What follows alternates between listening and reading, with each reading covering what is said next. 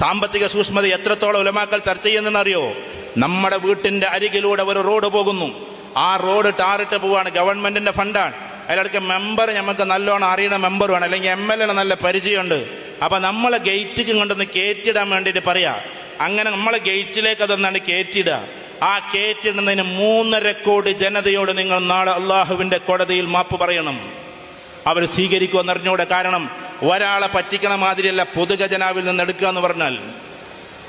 പൊതുഖജനാവിൽ നിന്ന് എടുക്കുന്നത് നാളെ അള്ളാഹുവിന്റെ മുമ്പിൽ നമ്മൾ കണക്ക് പറയാനുള്ളതാണ്. അഥവാ റോഡ് ടാറിടുന്ന സമയത്ത് അതിൽ നിന്നൊന്ന് കയറ്റി നമ്മുടെ ഇതിലേക്ക് കണ്ടിട്ടാൽ പോലും 3.5 കോടി ജനതയുണ്ട് കേരളത്തിൽ. അത് കേന്ദ്ര ഫണ്ടാണെന്നുണ്ടെങ്കിൽ അതിലേറെ കുടുങ്ങി 132 കോടി ജനതയോട് നമ്മൾ മാപ്പ് പറയണം. അതുകൊണ്ട് സൂക്ഷ്മമായി ജീവിക്കാൻ നമുക്ക് പറ്റണം. നമ്മളെ വീട്ടിലേക്കുള്ള റോഡൊക്കെ നമ്മളിടാനുള്ളതാണ്, അല്ലാതെ അത് ഓർഡർ പ്രകാരം പോകാനുള്ളതാണ്.